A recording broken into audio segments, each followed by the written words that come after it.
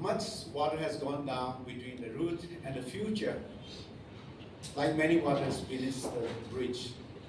But as we stand in this moment, let us ponder upon together with our open hearts and open minds, and to see what is there for us when we contemplate about our roots and when we look into to shape our future.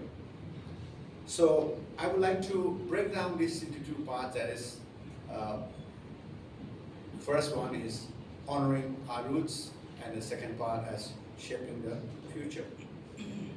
If you ask me about our roots, if you ask me about history, we have an excellent roots, excellent history. And I think this we all need to know and understand and be proud of ourselves. When I say Longdimai, I mean Zeleno, I mean Makui Longdimai. So I may be using all this terminology interchanges. I can proudly say that the Longdimai history or Makui Longdi civilization, I may use the word, is one of the greatest civilizations that unfortunately not been well recorded. That's why we don't study in the history. But it is for us, it is important for us to revisit and to connect with our root and to see where exactly and how is our root is like. So I feel that, it is one of the most profound history that should have been recorded in the history among the Northeast people. Our ancestral history tells us that the cradles of a civilization originated in Makui Longdi, and that is called as Long Dai by the Rongla speaking people, and people who are there are called Long Dai Mai by the Rongla speaking people. If you go back and ask your great grandfather or grandfather, they will tell you about the Long Dai Mai Nunto Mai Sandai Dway, Daigai Dway, Bawi Dway. That's a story how our elders used to narrate. Makui Longdi, Long Dai, is where our cradles of our history is. According to the legends, our forebears flourished in this land, growing in numbers until the Makui Longdi then village grew to 7,777. I've said this before, I will continue to say it again, and I want all of you to remember that our village or civilization Makui Longdi had a household of 7,777 we lived to that.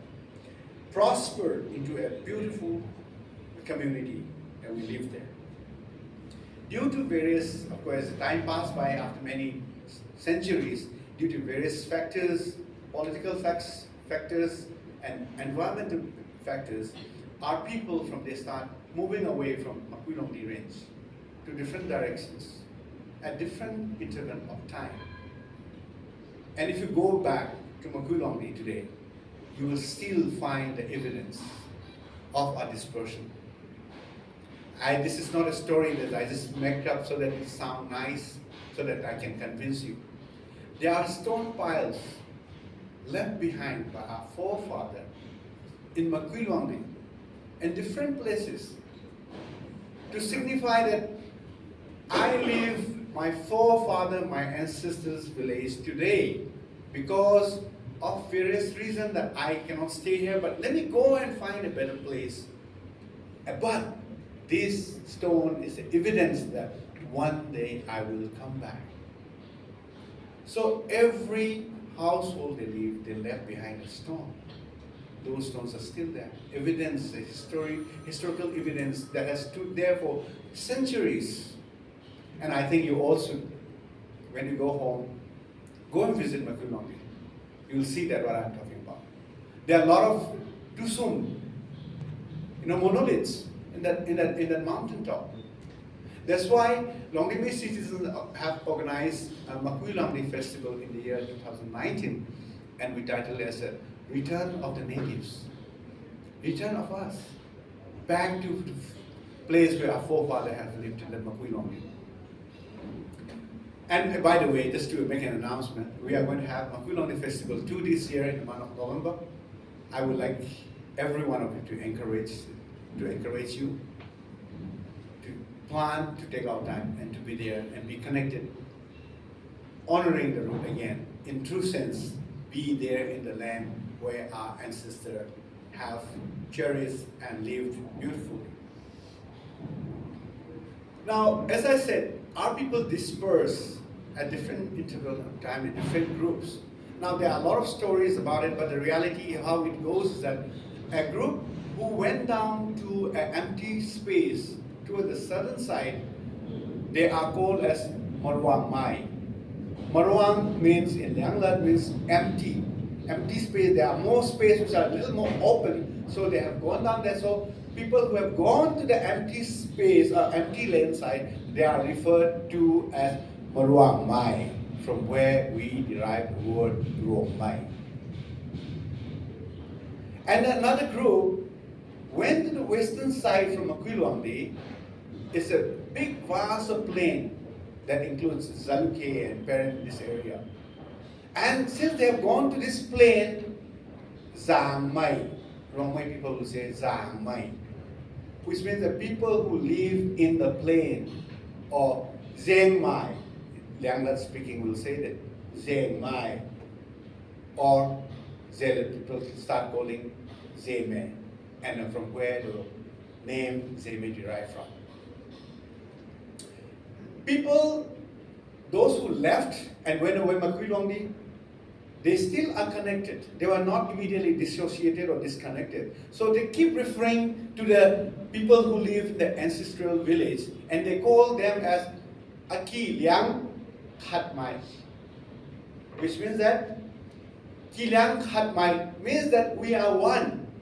Though we have lived away to the west, to the south, but those who are living in the Maquiluangdi, we are one. Aki Liang Khat Mai. We are of the same people. From there, Ki Liang Khat Mai becomes Liang Mai. That's how our so-called dialectic name started, or we started speaking the language. But prior to we come to Maquiluangdi civilization, so established the beautiful civilizations, we lived in a place called Makhel, which is in Tatupi, or Amaram district, with our brothers, Tenimib's brother, that includes Rengma, Angami, Mao, Maram, Tangal, and we were all together there. From there, we moved down, our ancestors moved down a little bit towards the southeast, western part, and then we were in a place called Ramting Kabin. How many of you have been to Ramting Kabin? Can I see anybody have been there? Excellent. You have all seen that. There, our forefathers lived there for a while they're still looking for a better place. And the young people, they went out scouting out the places. Finally, they found a place, the presently known as Nguang Puning. So we found a place, so we moved up on a little higher ground, and our forefather lived there for many, many years over there. Nguang Puning is also called as Ok Long, and Nguang Puning is also called Chawang Puning. But the real name now that is given is Nguang Puning. Nguang means old, Puning means courtyard or the land. Alright, so our people lived there in Nguang Puning for many, many years, and eventually some of them, they decided to move ahead and establish another new land. There is where they land up in Maquiluangdi and establish what Maquiluangdi is all about. Okay, let me just fast forward the history. After many centuries, now we are at the juncture of late 19th centuries. At this point of time, there have been a lot of things happening all over the world, and the Britishers have come in contact with our people. Our people are, after this dispersion we are living, and keep moving forward. We went down even right up to Mizoram, to the southern part. So we were expanding our occupations and our territories. But then at the end, in the latter part of 19th century, the Britishers come in contact with us, and they met our people, and there is a group called, people who are speaking Ronglat, and there are people who are speaking Puilat, which are very similar. And they said, okay, these two have some similarity even in their language, so let's call them Kabui.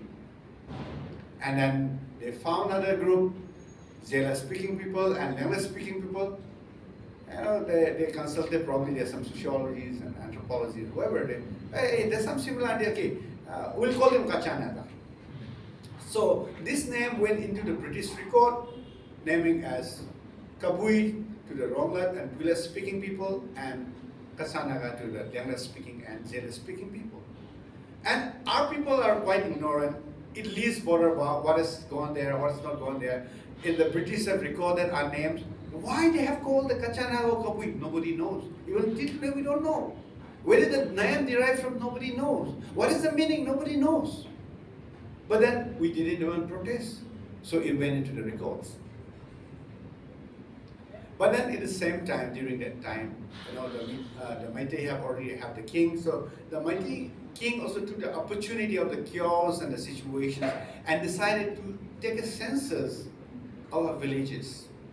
Particularly those villages of Longdiram in the state of Manipur at present. And then he started counting the villages, start giving the names without consulting even the villages or people who are residing in the place. And he started giving the name as he fancy, whichever way it is. And giving names such as like, Bena. Anyone from Bena here? Okay, Bena, the Meitei king name is Thonglam.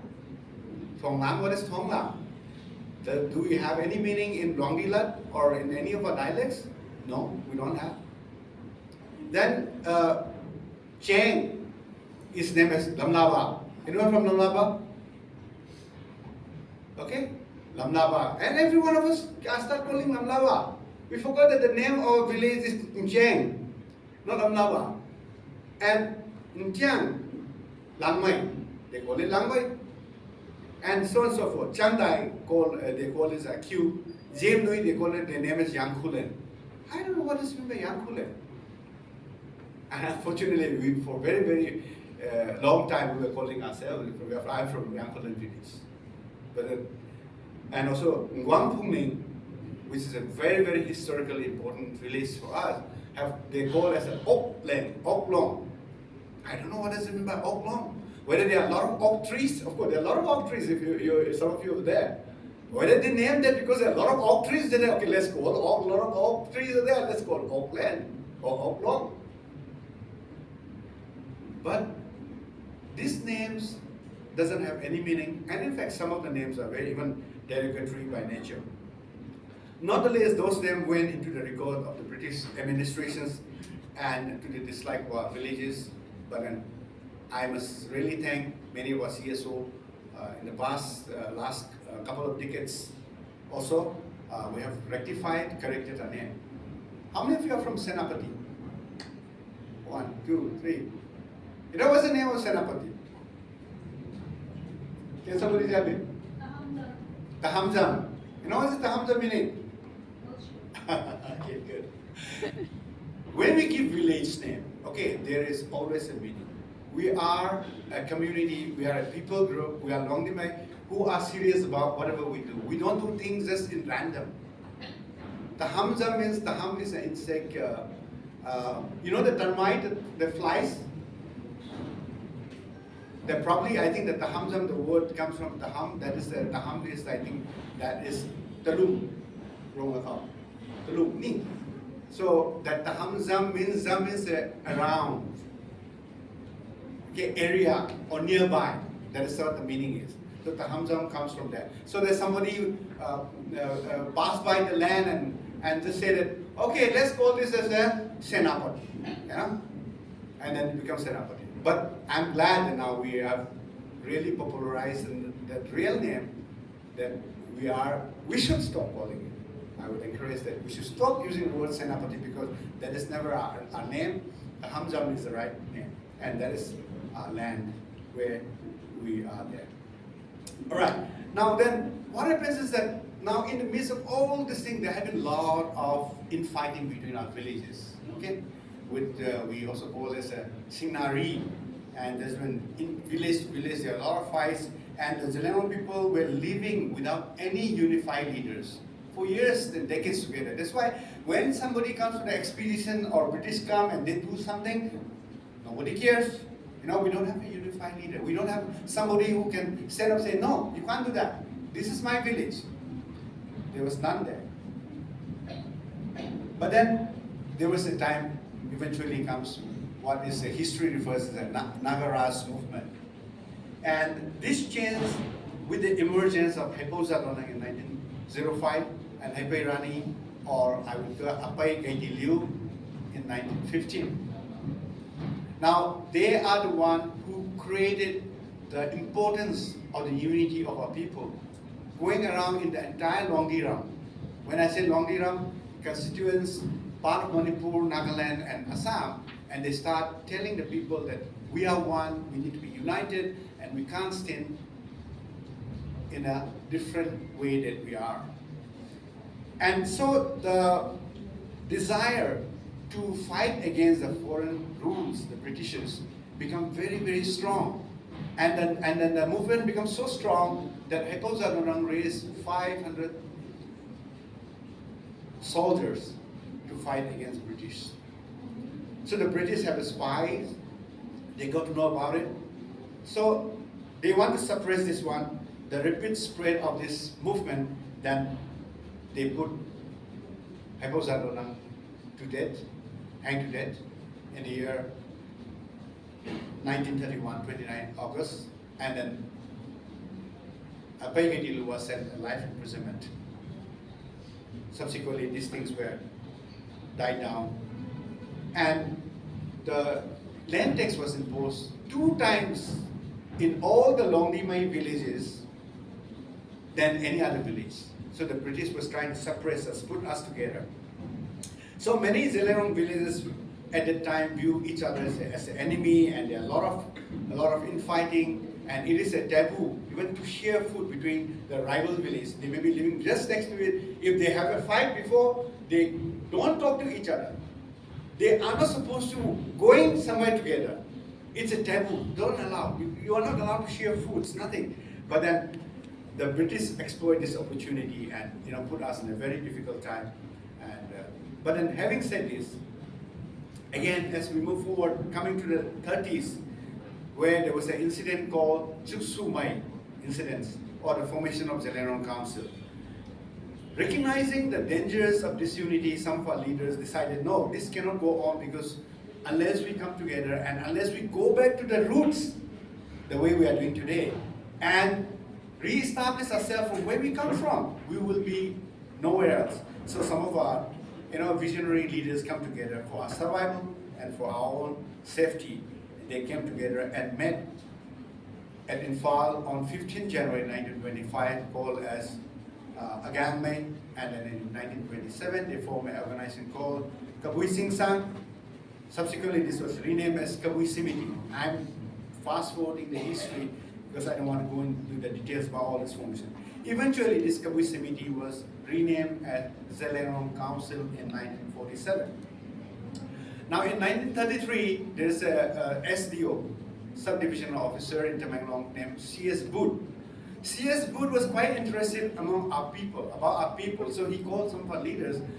You people seems to be very close to one another, so he wants to know a little bit more in details. So some of our elders, the leaders, went and told them that we are inseparable because our roots are same, our history are same, and we are of the same blood, of same heritage. Then C.S. Booth said that you should form a unit. They will make your people much more stronger. So now, this was in 1933. Following year in 1934, on 1st April, we get together and have this secret ritual, which is called Suk Sumai, or Suk Toibe, or Suk Toibo, a day of reconciliations, where we all, representatives and elders, come together and declare that we will forgive our past mistakes, hatreds, our wrongs to one another, and all the misunderstanding will be forgiven on the day. The ritual was a very, very serious ritual performed. Okay, there's a detail about the ritual, but I will not go into that. But it was a very serious ritual performed by the representative from all the dialectic groups that we are talking about here, from all parts of Londiran. And 3 points, 3 very, very important points were been agreed on that day. That is, the first one is that we will stop the dreaded war of Signari, which is an inter-rivalry or fight between the villages.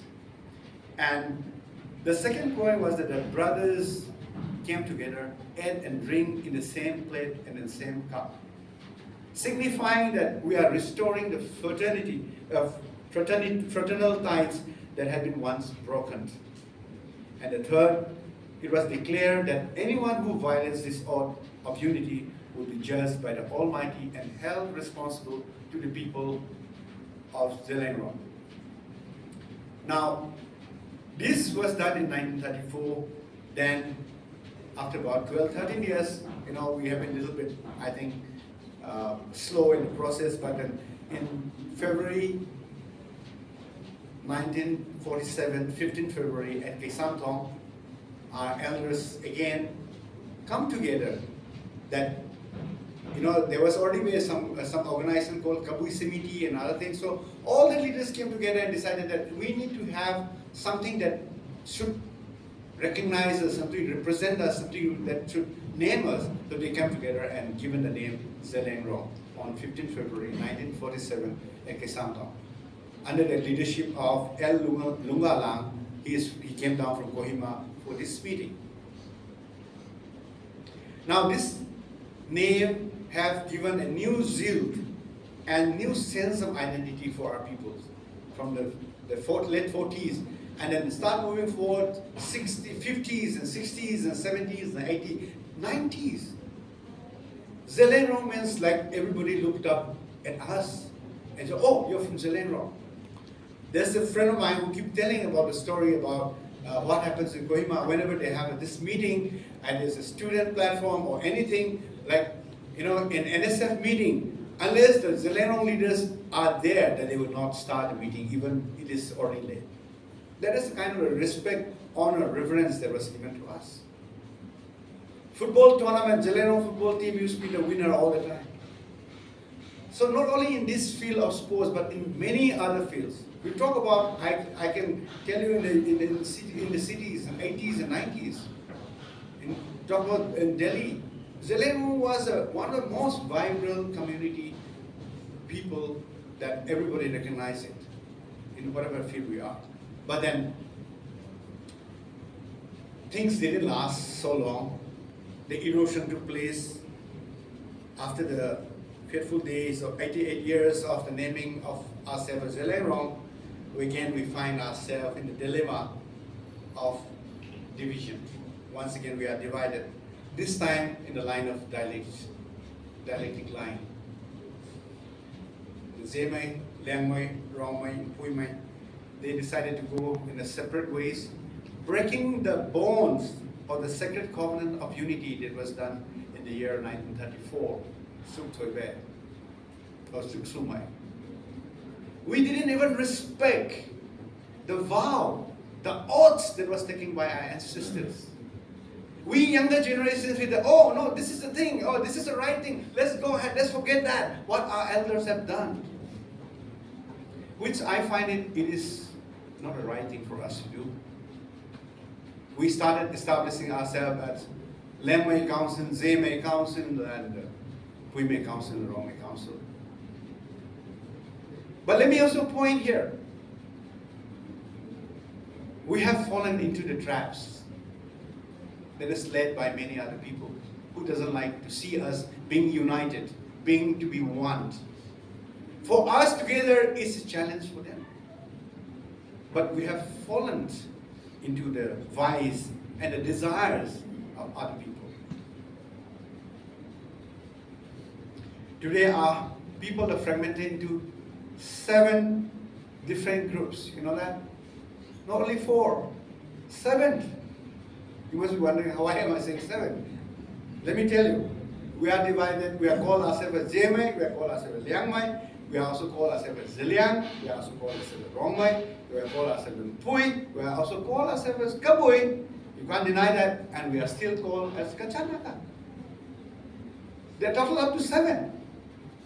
And if we continue to divide, I don't know where are we going to end up. So it is important for us to honor the root, revisit our history, revisit our ancestors, revisit what our elders have done. Let us not take things for granted.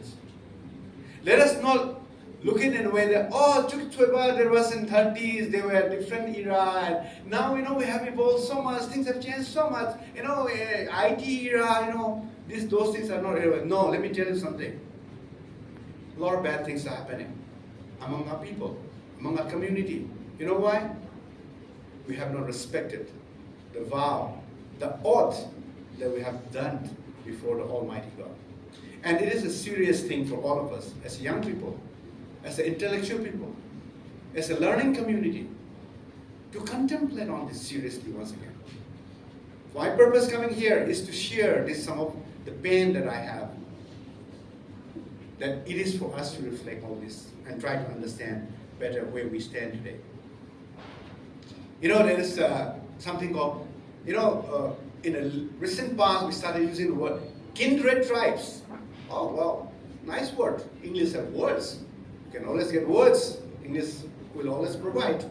And also called joint tribe. A lot of activities are taking place. I'm not against them. But the question I ask myself is, what do you really mean by joint tribe? Can a tribe be joined? And I'm trying to picturize myself, what I see. As I visualize, I see a pieces of diamonds, maybe 6 or 7 of them, a thread together, and we are go ourselves happily say a joint piece of diamond. Can there be a piece of diamond when you're being thread together? Pieces. For me, I looked at ourselves and look at ourselves as Luangdime as a solid rock of diamond, one piece, beautiful piece, which everybody cherishes to be on it or to be part of it. That is what we should be. Not as a joint tribe, thread by something else. Why we join? You really want to go away. Go. Call yourself as Lengmai. Call yourself as Jemai.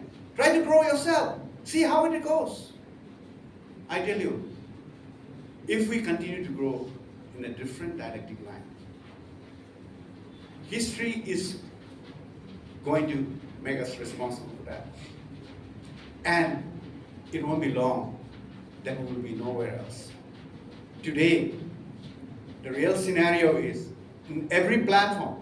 This includes even in our national movement level. Okay?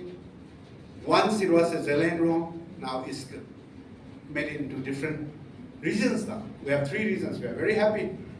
Those are some of the beautiful eatables or Kelowna toys that has given offered to us. I'm sorry to use this, but to my perception, I'm quite clear. And we're very happy to have 3 regions. But we are broken down into pieces. We are no more the strongholds that what it used to be. We are being divided in the dialectic line. Let us go back to our root and understand where we come from. This level of joint tribes or kindred tribes, or all these things are nothing else but this is a distraction. This is a division, and this is a diversion for us. It is never an identity of us. To me, I think our identity is very simple. That we go back to the root, to the Makui Longdi. If we are truly sincere about saving ourselves, then we must stop clinging to the false comfort of dialectic divisions and superficial distinctions, which may be seemingly comfortable for now, because a lot of encouragement, a lot of push, and a lot of people are supporting us, telling us that yes, you're doing good. Yes, now you're on my yard, look at you. Now you have become so strong, you have this, you have that. People are encouraging us at this point of time. But then these are all superficial. These are all limited editions. This is a time for us to know that we are one. We are the children of that great civilization of Makui Longdi. We are Makui Longdi Mai. We are Longdi Mai. Put on Longdi Mai as your armor, as a defense. Put on Longdi Mai not just as a kind of a, name per se, but then as a conviction inside you. Put on Longdi Mai not just as a kind of a, costumes or that will look nice, but as your part of being. This is not about pride, this is about our survival. It does not lie in confusion or compromises or cowardice. Enough of division. Enough of all these hesitations. Longdi Mai is the only way for us to survive. Anything less than we are perish. The sooner we realize this, better for us. The longer we delay, the longer we hesitate, we will allow this wound to get wrought more and make us difficult for us to come together. Now, when somebody asked me, for that matter, when we thought about the name changing, I was very reluctant because I grew up as Zelengrong. My family grew up as a Zelengrong, thick and thin. To switch over to something new, terminology of Makui Longdi Mai or Longdi Mai was very new to me. But then when I realized that what it means to be, where I get connected, I decided and I chose what I feel is right. All right, let me take you to the second part of shaping the future. Let me begin with this saying, with the philosophy of Longdi Mai Citizens Forum, where I'm also part of the organizations. We believe in three pillars. Three pillars, we believe in a movement in three pillars. The three pillars are nothing else but Longdi Mai, Longdi Lat, and Longdi Ram. These are the three pillars that we believe in a movement.